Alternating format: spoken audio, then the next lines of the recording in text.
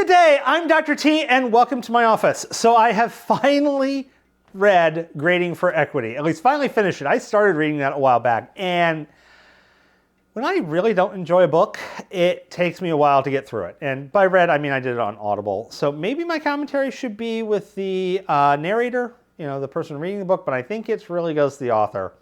And it's not really with the argument being made, but with the kind of the rhetoric being used and the style of writing.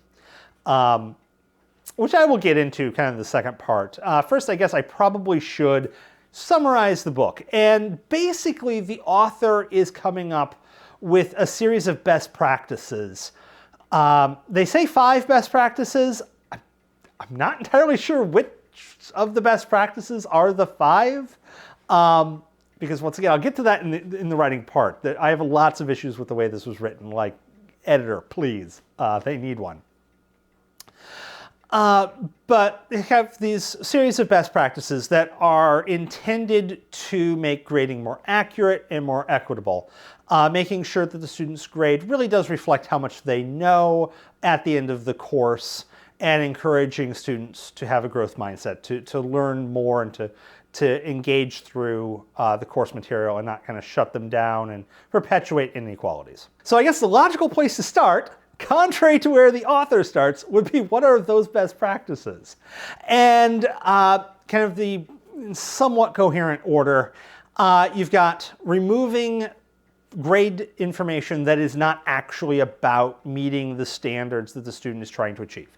So if it's not about meeting a learning objective, it's not a summative assessment specifically. If it's not a summative assessment for that learning objective, don't incorporate that into the grade at all. So formative assessments out the window. Students are still to do them, especially from a higher ed perspective. I'm like, okay, that's nice. Are they really going to do them? But they're not incorporated into the grade in any way. No extra credit. And it makes a legitimate argument that basically extra credit is going to bias those students who have more time, generally are doing a little bit better, more initiative in the class. Basically, the students are going to get the extra credit out of the ones who's already getting an A or a B and they don't need it. And this is something we've seen, that's pretty normal. So limit the extra credit. I'll still use a little bit of it, but I'm not going to make anything meaningful. And this makes a legitimate argument to keep the extra credit pretty low. It does not help your students raise up. It just simply gives a carrot for students to do more.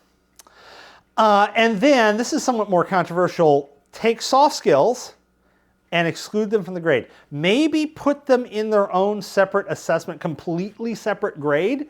Obviously, that's not really an option at most schools, at least not that I'm aware of. Obviously, K-12 has changed a lot.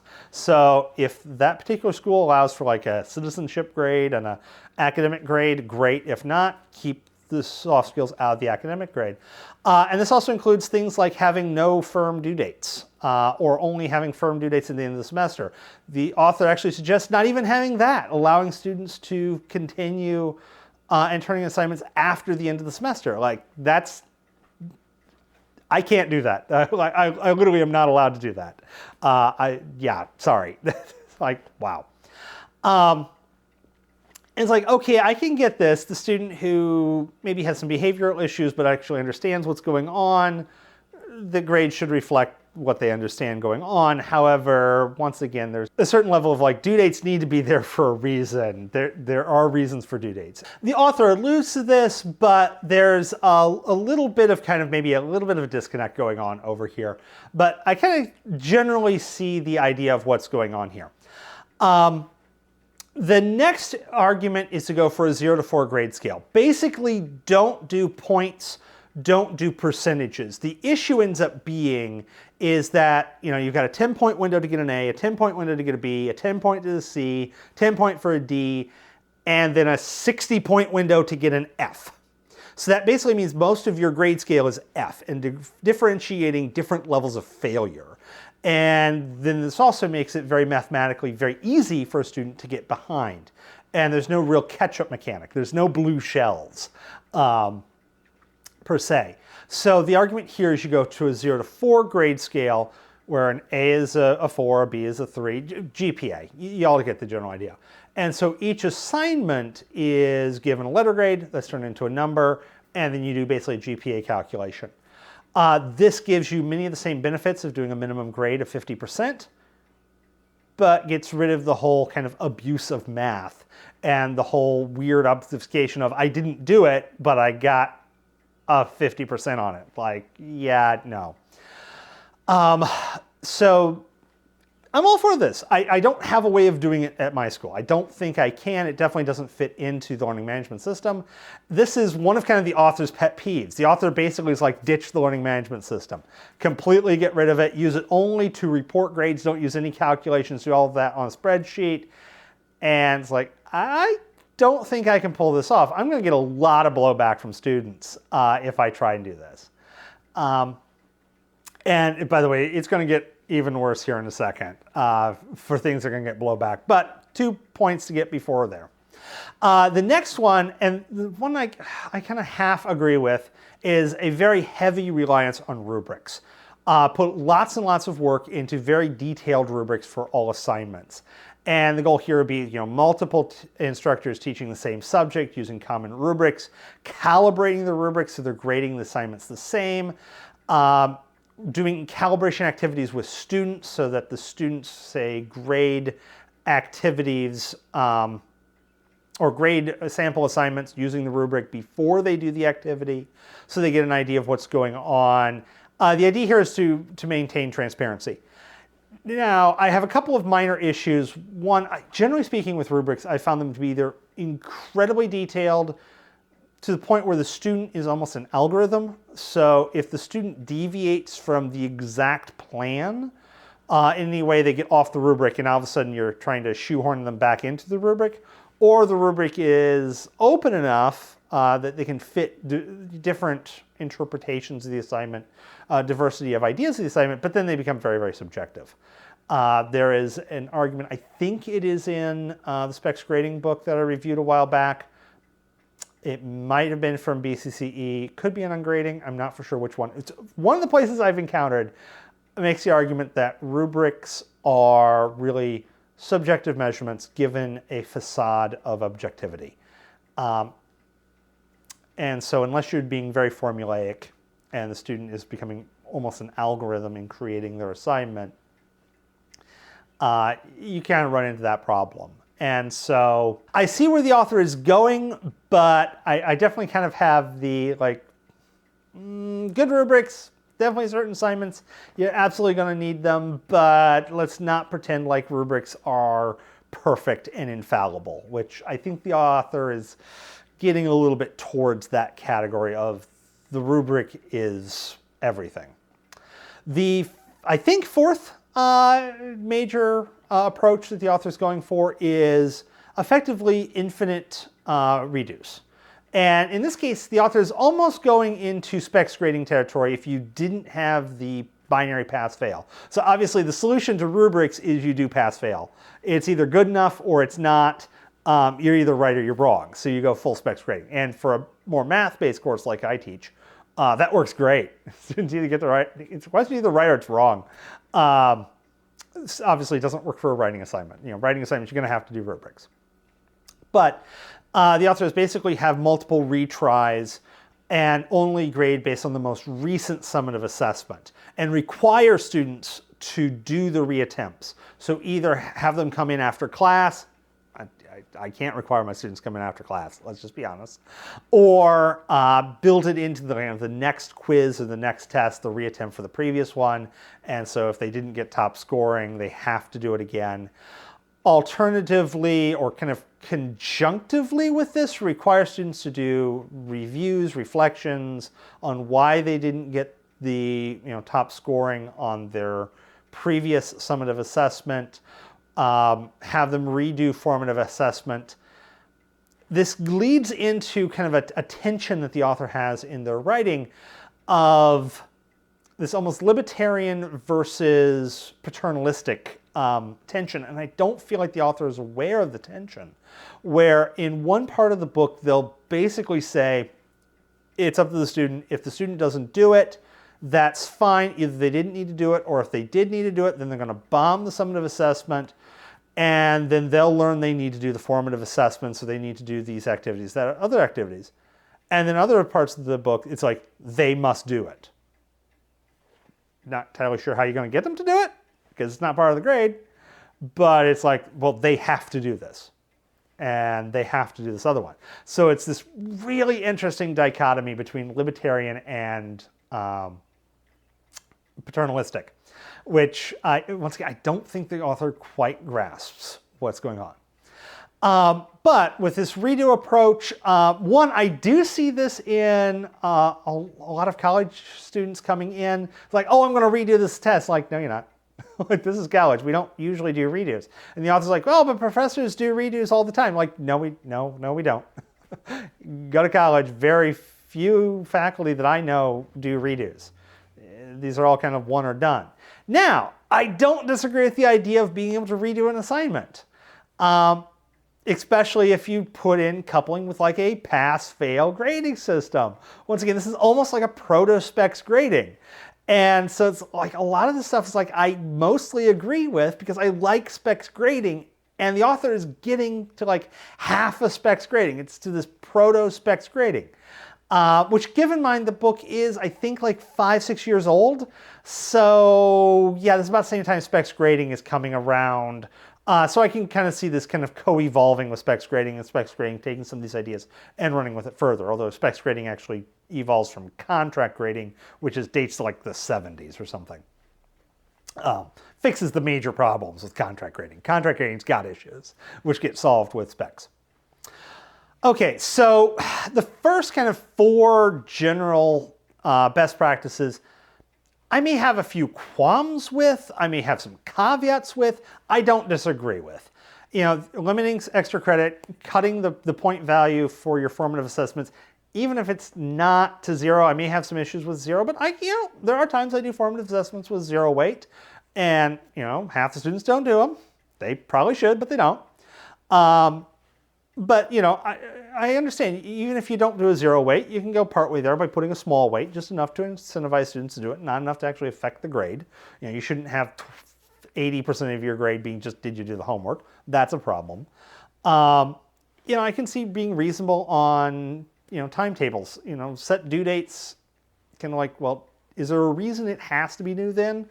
Because there are legitimate reasons why you need due dates, let's just be honest.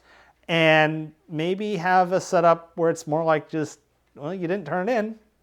You have to do this other assignment or something else.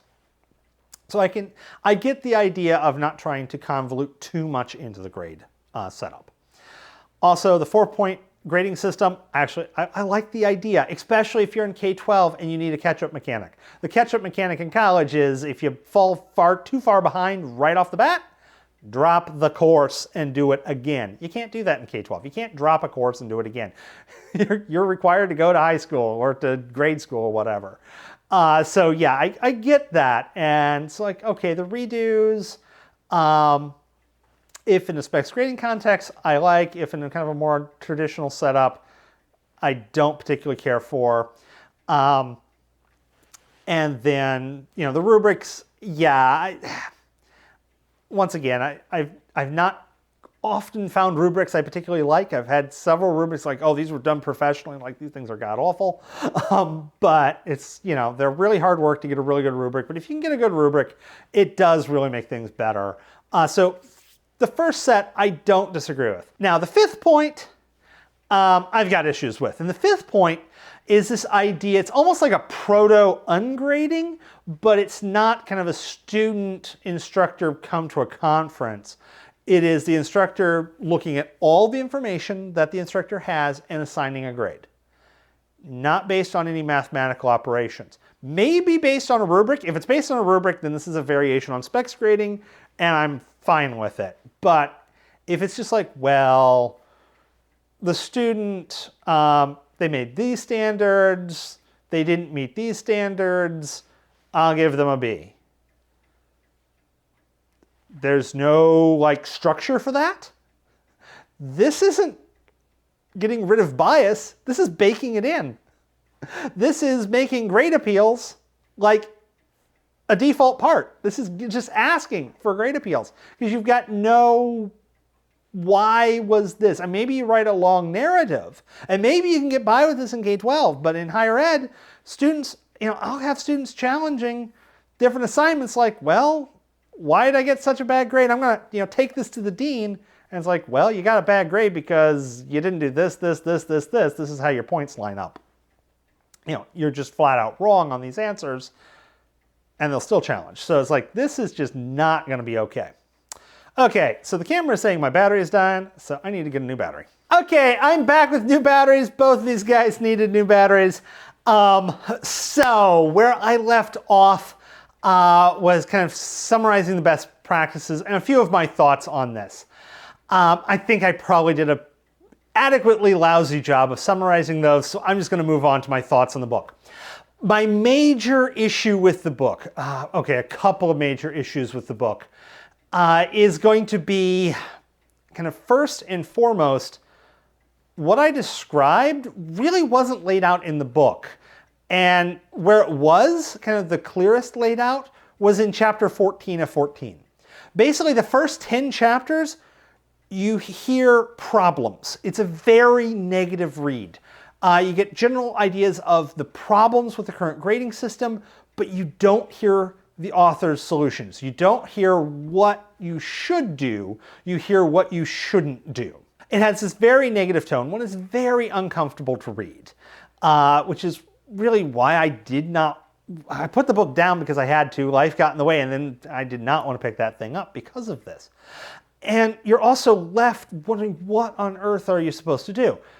You have a conversation with the book. You're kind of like, okay, where's it going to go next? Maybe, I don't like this idea. Oh, I like this idea. With this author, the conversation was like, so what do you want me to do? I have a short that's like, I think this author is promoting a single exam for the entire grade and make it standardized, because that's very much the way it was being set up at that point. And kind of it is, but with this ability to repeat, but the author hadn't brought up repeating until like chapter 12 or something. So it's very frustrating. If you are going to read the book, start with chapter 14. Just read it in reverse. Just start with chapter 14, then read 13, then read 12, then read 11. And at this point, you can probably just stop. The best part of the book is the end of the book. And so really the author needs to kind of tone down a lot of the really negative commentary that they've got, and really needs to forward push their goals and make a lot clearer what those best practices are. They're kind of sprinkled in through chapters roughly 10 to 14, but they're not really well laid out. It's one of those where, like, I was doing this on Audible. I love Audible. I'm dyslexic, having it read to me is great. But almost like you need to take notes and highlight parts of the book to figure out what the author is trying to communicate. And it's like, I'm sorry, the author should do that for you. They're the one writing the book. They should make it pretty clear. Let's summarize what the goals are. And this really makes me reflect and think back to Specs Grading book and to Ungrading.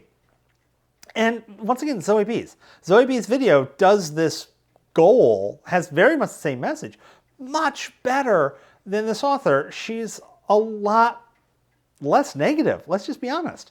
It actually, the book and her video sound very similar. So just watch hers, honestly. It's shorter, more succinct, and kind of gets a lot more to the point. But if I'm especially looking at Specs Grading book, very clearly outlines, here's what Specs Grading is, here's why it's good. Instead of trashing the normal system, instead of making this whole moral argument, and this is very morally coded, where the current system is, and the author doesn't use this term, but sure implies it's abusive to children. Once again, the author doesn't say that, but the author basically implies that the current system is borderline abusive to at least some children. Instead of being very condescending is not the right word, but very negative, very morally coding this as this system is bad. The system is kind of like morally bad, and no one should be using this the current grading system, which I'm not saying it's not highly flawed, but it comes on very, very heavy and very, very negative. Whereas many of the exact same arguments are being made by the authors of the Specs Grading book and the Ungrading book, but much more of like, here's a system, here's why it's better. And just simply framing from the negative to the positive really makes a much more readable book. Also, I understand where they're going. They start with the thesis kind of thing, what these new best practices are for those other two texts. So yeah, read those books. Don't bother with this one, honestly, is my review of this one. Okay, so I've made a few notes kind of towards the end once things started settling in. So I'm going to grab a few of these notes and see what I haven't already covered. Okay, one of the kind of offhand comments, kind of the advice, was to structure tests by content, not by question type. Okay, so once again, this is kind of as the author is getting into almost proto specs grading. And actually the author calls this standards grading, where you basically, okay, here's the standards you have to meet. Then you're going to test for each one of this. So this part of this test aligns with this standard. You've aligned all your standards. And you want to be very transparent with it. Like, okay, I'm all for this. However, here's my experience with this. If you're doing large tests, which one of the tricks of specs grading is you're not. Probably not. You're doing small quizzes typically, or some small activities to beat the standards. Very clear cut. You either met or didn't. Nice, succinct little activities. But if you're doing a big test and you're going to key a bunch of questions to each standards, the author is saying you should put them all next to each other. Now, I've done this before, and I regretted it. I repented of that decision the first time I did it. The reason why is, I generally, if I'm going to, assess something, I've got the things on the bottom of Bloom's taxonomy, knowledge, understanding, that kind of like, something midway through Bloom's taxonomy, and then something that's a full-on synthesis or evaluation right on the top. And so what I normally do now is I do all my low-level Bloom's taxonomy, then all my mids, and all my highs. The reason I did that is I was doing it based on this by topic. So I had, atom types or whatever. Measurements, I guess, would be the first one I'd probably doing. It was a Gen Chem course. And I had, low, medium, high. Obviously, students are going to do better on the low parts of Bloom's taxonomy. That's the point of Bloom's taxonomy. And then they're going to do, worse on the higher parts. And then once it's on the top bit, it's going to be very hard for them. And so what I would expect would be high grade, mid, low grade, high, mid, low for kind of the average student. Low grade on the advanced, harder questions, and a good grade on the easier questions. What I got was high, mid, low, low, low, low, low, low. Basically, after seeing the hard questions and struggling through those hard questions for the first set, they were no longer in the headspace to be able to do the rest of the test. And so they kind of got burned out by the first quarter of the test. So that's a problem. I definitely don't do low, mid, high anymore because of that. And I do tend to break down into quizzes for the same reason. This way, hey, if it gets stressful and things go south on a few questions, well, that's only going to burn one quiz. And this is one of the reasons, once again, I like specs grading. One of the comments, and this goes along with this professional judgment idea. So the idea that you look at the entirety of the student's work and then you decide. One of the thoughts was you can take formative assessments and convert them into summative and say, oh, well, this formative assessment is not actually for this one student and the student only. I'm going to count that as a summative assessment. So that will be part of the grade for this student, but not for the rest of the students. This is not going to fly. Might fly in K-12, I don't know. But in higher ed, if a student who thinks that they could have done better, yeah, no, this is asking for a grade appeal, if not a full-on lawsuit. You have to have a standard grading approach. You have to treat every student the same. Equity is nice. Equality is essential. You have to do full-on equality. Equity is bonus. Hi, me from the future. I need to explain this statement. So I'm going to be using disability terminology. I am dyslexic. I was diagnosed in the 3rd grade. I had an IEP all through K-12, well, 3rd through 12. Used disability accommodations in college. Was the president or co-president of my disability student association for a year or half a year. It was a little bit interesting, but still in senior leadership for that. So there are 3 terms, and the 3 terms are equality, equity, and fairness. So equality is treating everyone exactly the same. And so if you treat one student different than another, that's not okay. That is reasonably an accusation of bias or discrimination by whoever student feels that they're being treated in a less ideal manner. Even if they're not particularly justified, you don't have a particularly good defense. You need to be able to say you treat everyone the same. Now, the next concept is that of fairness, and fairness is treating every person or every student in the way that they need. You're trying to meet the needs of everyone. The problem, of course, is obviously this is the ideal, but if you're treating everyone the way they need to be treated, and if they are different, which of course everyone's different, well, that's inherently unequal, and if you're treating everyone the exact same, then that's kind of on the unfair side, because you're not meeting the needs of some, because you're not treating them the way they need, whereas others need a different treatment. The analogy is like 2 people go to the hospital, one needs a new liver, one needs a Band-Aid. You give them both a Band-Aid, obviously, you get the idea. So the third concept is equity. And of course, that's the title of the book, And that's you're trying to find a way to do both, to be both equal and fair. And obviously there's a tension here, and so you're trying to find solutions around the tension. And there's generally 2 ways to get around this tension. You can do accommodations, which you're treating everyone equally by setting up a series of if-then statements. If student meets these criterias, or if person meets these criterias, then the expectations are going to be modified in these ways. And this is set up in federal law that you have to have certain degrees of accommodation where certain needs you have to change. And of course, this makes sense in the hospital setting. Well, if you need a liver, we try and find you a liver. If you need a Band-Aid, we try and find you a Band-Aid. Hopefully we can find a Band-Aid. So this works fairly reasonable.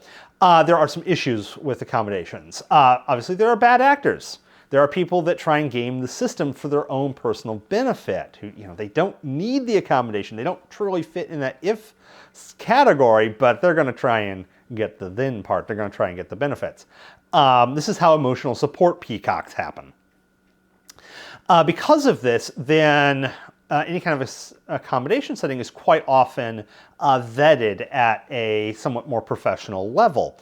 Now, obviously, it's kind of on the lines of like, there's no real difference to everyone else. Like I had a student years ago who had a rare form of narcolepsy where if the room was dark, they went like instantly into REM sleep. And of course that was the year I had the lousy projector. You can only see it if I turn the lights off in the room. And I didn't know about this until like 2/3 of the way through the semester.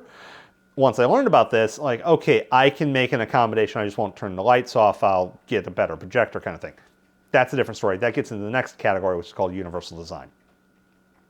But if there's any kind of like legit, we're going to really change things up, that is beyond the pay grade of the educator. There's going to be professionals, the disability services department, whatever the school is going to call it, or HR, depending if we're talking a school or an employer.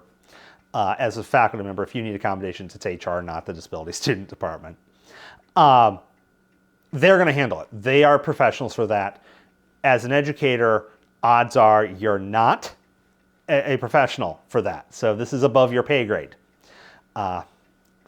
Everyone may have some weird job descriptions, so it may not be, but I'm gonna guess it's above your pay grade.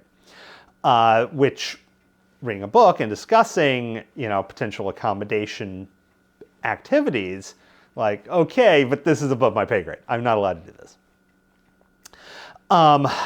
The other kind of issues are, of course, now that vetting, and then what exactly those if-then setups are, is there's a lot of students who may need accommodations that they can't get through the vetting process because they don't have the money to get the proper diagnosis.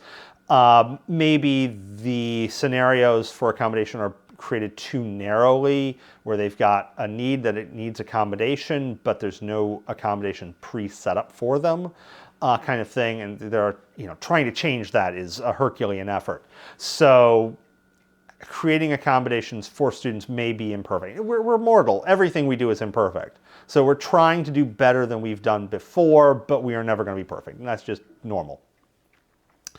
Now, the other approach is called universal design, and that is setting up the equal, what everyone gets, in a way that meets the needs of everyone, ideally. Once again, we're mortal, it'll never be perfect, but meets everyone's needs without disadvantaging anyone. So you're kind of setting that normal up so it builds the accommodations in for everyone.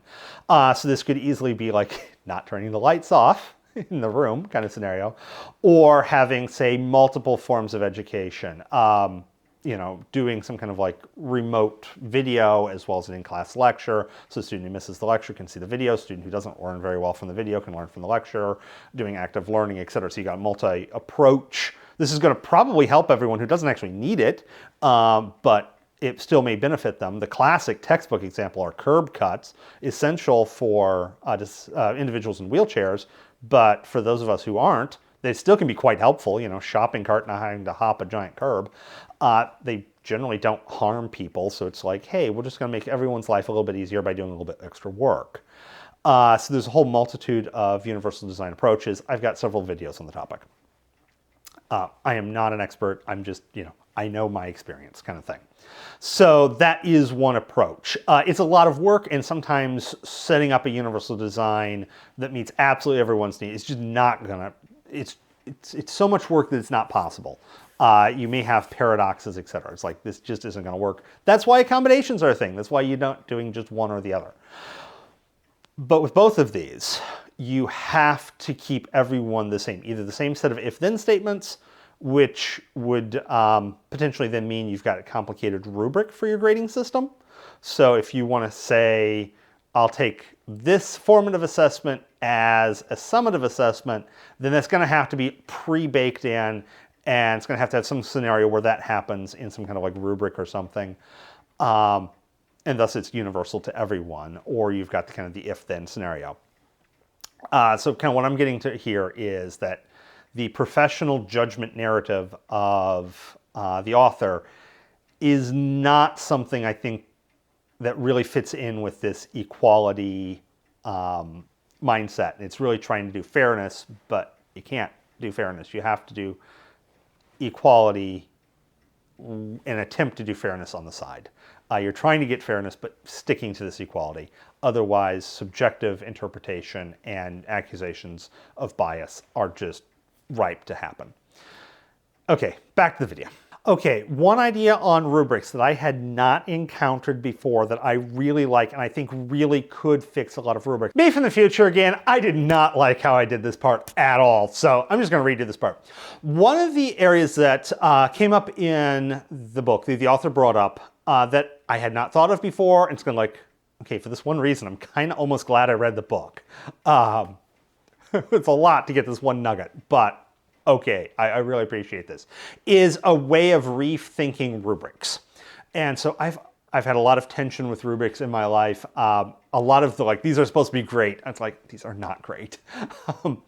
So one way of modifying the rubric, this is kind of like I've never thought of before, is to create ceiling and floor categories. So the idea here is if your student, you've got like your 5 categories for your students, and one of them has as part of the category saying, well, if you score below a certain point on this category, then the maximum score you can achieve on the whole assignment is this. So the idea here is you could have a category that you're really expecting all the students to just do and do reasonably well. You don't want to weight this highly, otherwise it's just going to artificially inflate all of the grades. However, if the student doesn't meet this relatively straightforward kind of foundational category, it doesn't really matter what they've done on the rest of it. The assignment is not okay. So you imagine you're building a bridge, you got quite a few qualifiers, but if the bridge falls down, it doesn't matter how beautiful the bridge was. If the bridge falls down, it fails. So this allows you to have that kind of category. Additionally, you could have, and that would be a ceiling, you could have a floor. So it's like, okay, you've got, these categories, but if you're able to do above a certain level on this particular category, the minimum grade you're going to get is certain, level. Instead of having ones that you have to like extremely heavily weight and thus skewing the grade for everyone, you can set up these if-then scenarios where if a student gets above or below a certain category, then the maximum or minimum grade for that assignment gets triggered. And this is all done in the rubric in advance, so the students all know this is coming up. And this is an idea, it's like, okay, I like this. I'm game. Okay, back to the last part of the video. Kind of the last point was kind of back to that libertarian versus paternalistic dichotomy. This idea of, well, if students aren't doing the formative assessments, they're not doing the proper study skills, then they're going to get burned on the summative assessments. So basically you're not grading, and so a student is trying to min-max and they're not doing the formative assessments because they don't have to, mathematically for the grade. Well, if they're not coming in prepared and then they do really badly, there's a little bit of this like, okay, I totally get this. We're going to treat them like adults, and it's like, here's what you need to do to get here, and if you don't do it, like, well, not my problem. I told you what to do. Go back and do it. Because once again, redos. But the other part of me is just like, yeah, but I know a lot of students who are not mature enough to really work through this. That's not going to happen. What they're going to do is they're going to withdraw. And, they're just going to quit. It's like, well, I've tried, I failed. So I think there is a little bit of this dichotomy is in the book, but I don't know, especially with like, okay, you want to redo it? Well, you have to go show me you did the formative assessments. You have to write a reflection, etc. There's some of this, but it kind of goes back and forth between the very libertarian and very paternalistic. And I mean, it's an understandable back and forth. I go back and forth with this idea too. I typically am a little bit more on the libertarian side, but I can see it both ways. And so I can't really fault the author for not really, fitting in with that and not really kind of acknowledging that or not having a coherent motif for that, because yeah, I don't either. Although I would like to kind of wish there was a little bit more acknowledgement of that. So, overall review of the book, as I said at the start, I don't like it. It is not a book that I particularly enjoy. I think Specs Grading and Ungrading did a much better job conveying basically the same ideas that this author does. I think this author definitely goes in a lot more in depth on kind of the structures of grading that are almost outside of the educator's ability. A lot of what this author is really wanting to do is almost admin level. And I think the author's a principal. So it's kind of one of those like, okay, you're an admin. You have options. We don't. We have to fit within certain guidelines. If I want to use a 0 to 4 grade scale, my LMS is not going to support this. My admin may not support me doing this either. So it's like, if I got the support, like, okay, I might be able to do this. But if I don't, that's not going to work particularly well. Though I do like the comment. The 0 to 4 grade scale is definitely something I really like. The whole comment on the floor ceiling for the rubrics, yeah, that sounds like a really good idea. I may implement that, although once again, my LMS is not going to let me do that.